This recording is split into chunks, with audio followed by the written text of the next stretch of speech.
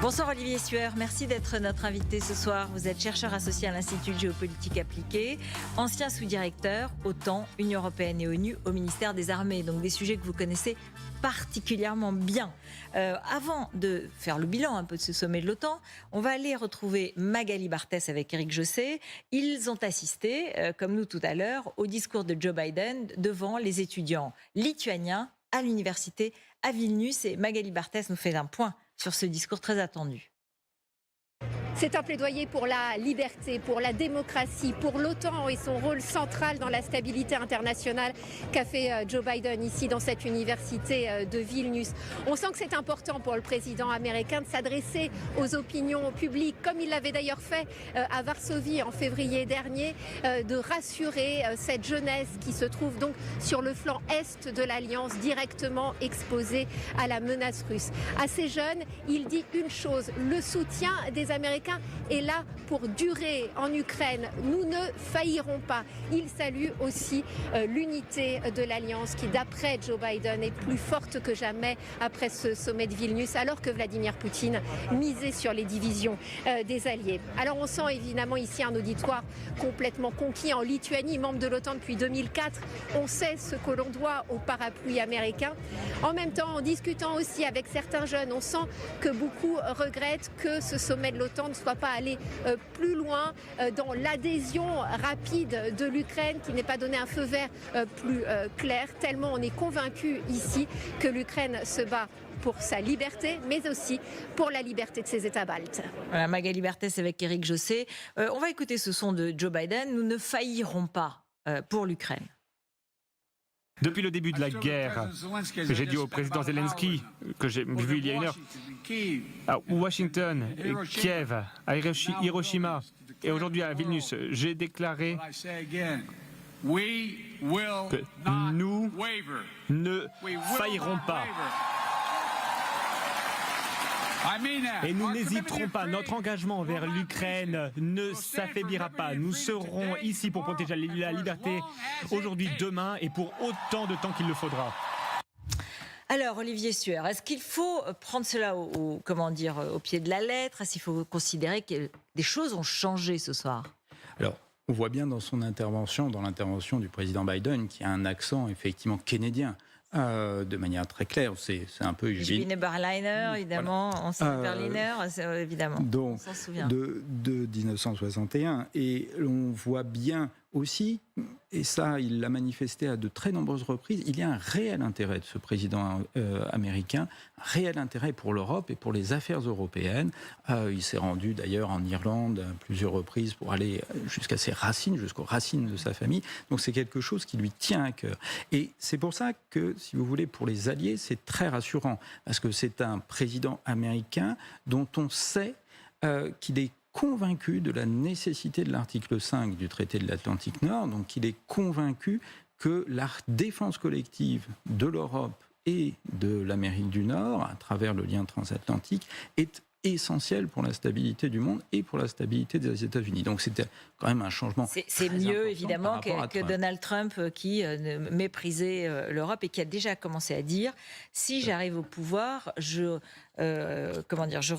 reviendrai à la paix, j'arrêterai cette guerre vers laquelle on est en 48 heures. Bon, donc on y reviendra, mais néanmoins, Magali Barthès évoque cette déception des étudiants lituaniens.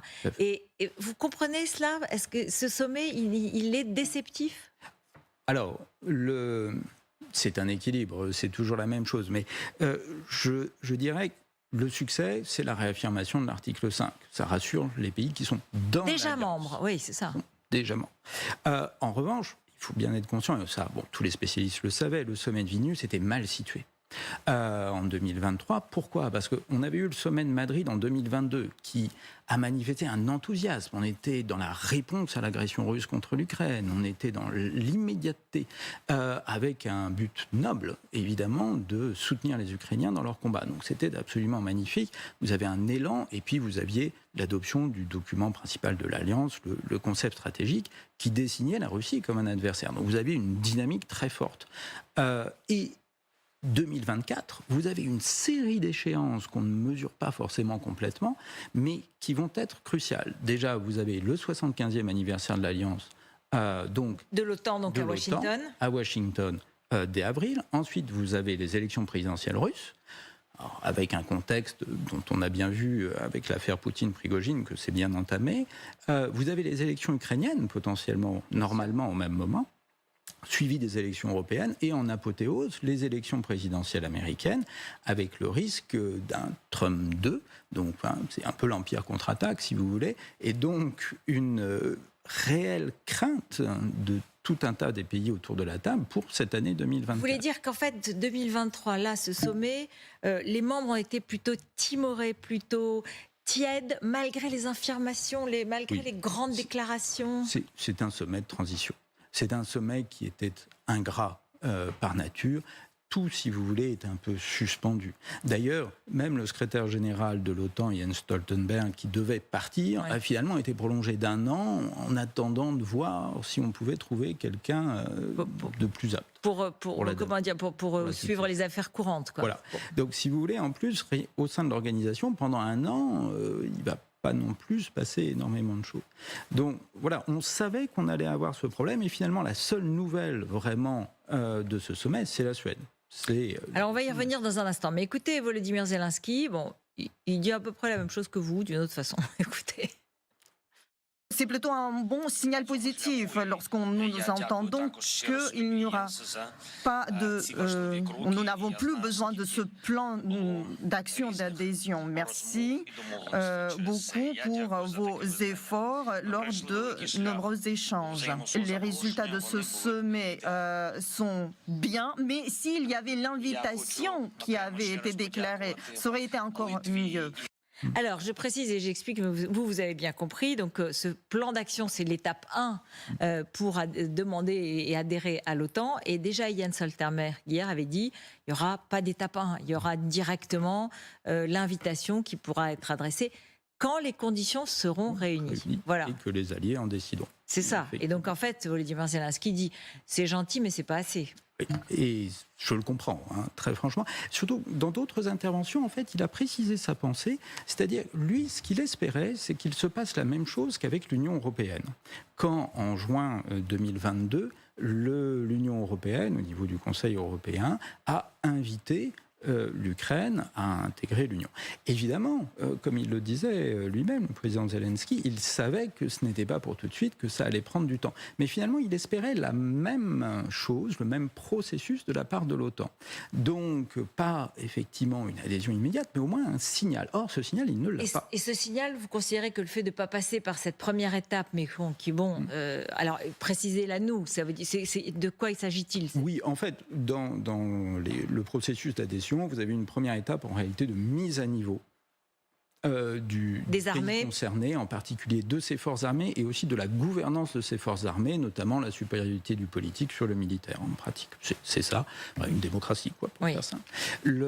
Et du coup, ça peut prendre plusieurs années, ça dépend du pays. En réalité, ça dépend du niveau aussi d'interopérabilité, c'est-à-dire la capacité des armées de ce pays à combattre selon les standards de l'OTAN. Or, l'Ukraine aujourd'hui, peut-être, comme vous le disiez tout à l'heure, est un des pays les plus qui est le plus apte à cette interopérabilité. Compte tenu de tous les transferts de matériel, d'équipement, les formations qui ont été données, l'Ukraine aujourd'hui est plus interopérable que certains pays de l'Alliance qui sont dedans aujourd'hui. Donc, on n'a absolument pas besoin, effectivement, de cette étape avec l'Ukraine. Mais il n'empêche que ça n'est pas constitutif d'une invitation. Alors, quand même, il y a eu aussi une autre phrase d'Emmanuel Macron qui a été très remarquée. Il a répété, lui, le chemin est là.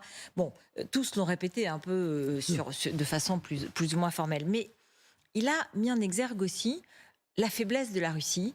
On l'écoute. Ce que nous devons montrer collectivement, c'est que le temps joue désormais en faveur de l'Ukraine. D'abord parce que la Russie a montré ses premiers signes de division et position prise par plusieurs mercenaires de factions bien connues et qui commettent le pire du Caucase jusqu'au continent africain ont montré la faiblesse du pouvoir russe ces dernières semaines. Mais surtout parce qu'au-delà des efforts déjà faits et que nous renforçons, nous offrons aujourd'hui un signe clair de pérennité de notre soutien à l'Ukraine. Et je pense que c'est un point extrêmement important. La Russie est fragile, militairement et politiquement, plus que d'aucuns ne le disaient, et notre soutien à l'Ukraine est durable, plus que d'aucuns ne le pensaient. Voilà, alors c'est aussi une façon peut-être de rassurer l'Ukraine ? Oui, tout à fait. Et puis, la France est très engagée. Il y a eu l'annonce sur le transfert des missiles Scalp. Oui. Et le fait est que la situation en Russie est quand même extrêmement volatile.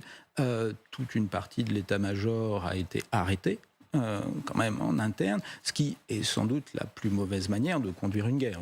Oui, alors il y a eu une info aujourd'hui disant que le général Sorovikin se reposait. Oui. De façon obligatoire. Voilà, il un n'est repos pas, obligé. Il n'est pas encore passé par une fenêtre, contrairement à tout un tas d'autres, mais il se repose. Voilà. Je lui souhaite effectivement beaucoup de repos. Mais donc, il y a déjà un article dans Les Échos ce soir intéressant qui dit, après tout, peut-être que Poutine peut être satisfait de ce sommet de l'OTAN parce que rien ne bouge. Voilà, on est dans une logique de transition, on est pour une déception du côté de l'Ukraine. Néanmoins, avec l'adhésion de la Suède, vous avez quand même un gros problème stratégique pour la Russie. C'est-à-dire que le bilan, pour l'instant, du conflit ukrainien pour la Russie, c'est d'avoir intégré enfin l'ensemble des Nordiques au sein de l'OTAN. Donc, ce qui veut dire que la mer Baltique est un lac de l'OTAN, en réalité, dans lequel la Russie ne peut plus rien faire en pratique. Donc, d'un point de vue stratégique, ce n'est quand même pas un bilan absolument exceptionnel. Je pense que la Russie avait néanmoins peur que ça aille beaucoup plus loin dans un premier temps. Néanmoins, on va voir ce que donnent les discussions bilatérales, notamment avec les États-Unis, sur la fourniture de missiles à longue portée pour frapper encore plus dans la profondeur russe, alors sur le territoire ukrainien occupé. Donc vous diriez, finalement, ce sommet de l'OTAN pour l'Ukraine, c'est un peu le statu quo. En revanche, avec l'adhésion finale de la Suède, donc après la Finlande, c'est une belle victoire pour l'OTAN. Un renforcement de l'OTAN. Voilà. Et aussi, une belle partie diplomatique jouée par la Turquie. Oui, c'est assez magnifiquement joué de la part de la Turquie, puisque ils sont assez coutumiers du fait. J'ai beaucoup négocié avec eux, donc ce sont des gens très malins et très habiles en termes de négociation. Si vous voulez, il y a 3 dimensions. La première, c'est qu'ils ont pressé vraiment le citron suédois jusqu'à la dernière goutte. La Suède a quand même dû changer sa constitution, changer l'ensemble de ses lois antiterroristes, reprendre une coopération économique avec la Turquie, reprendre ses exportations d'armement avec la Turquie. Si vous voulez, peu de pays auraient accepté autant de concessions pour obtenir une entrée dans l'OTAN. Jamais aucun pays n'a fait ça en réalité.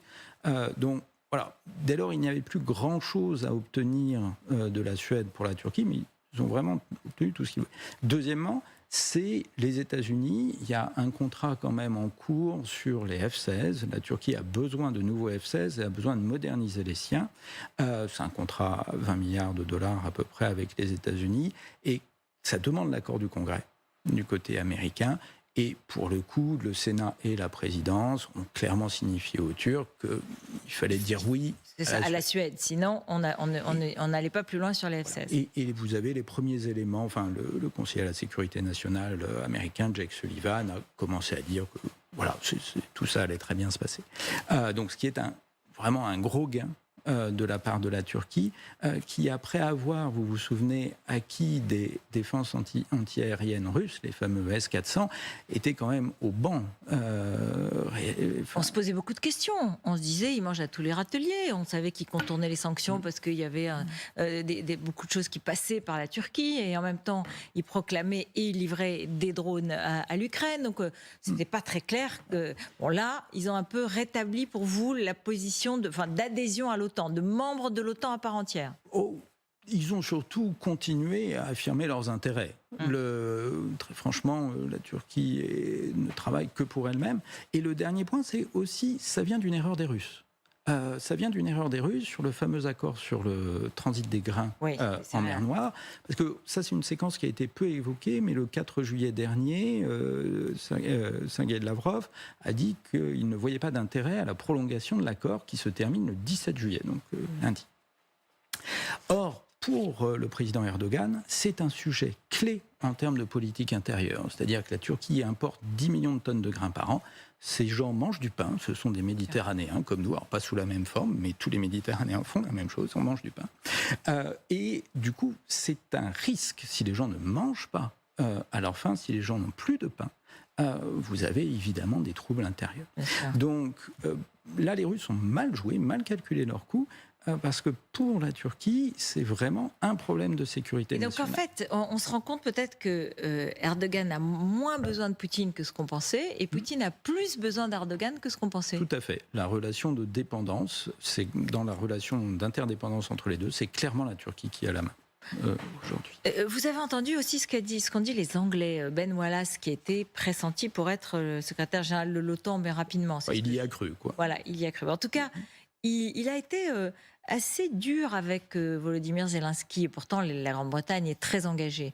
Mais c'est vrai que Volodymyr Zelensky, hier, a fait un tweet assez sévère en critiquant l'indécision, le manque de volonté politique de l'OTAN, etc. Et vous avez entendu ce qu'a dit Ben Wallace, on n'est pas Amazon. On ne livre pas des armes comme ça aussi rapidement et d'une façon assez dure. C'est assez sévère. C'est assez sévère parce que la position de Volodymyr Zelensky est parfaitement compréhensible en réalité. Il s'attendait à beaucoup plus.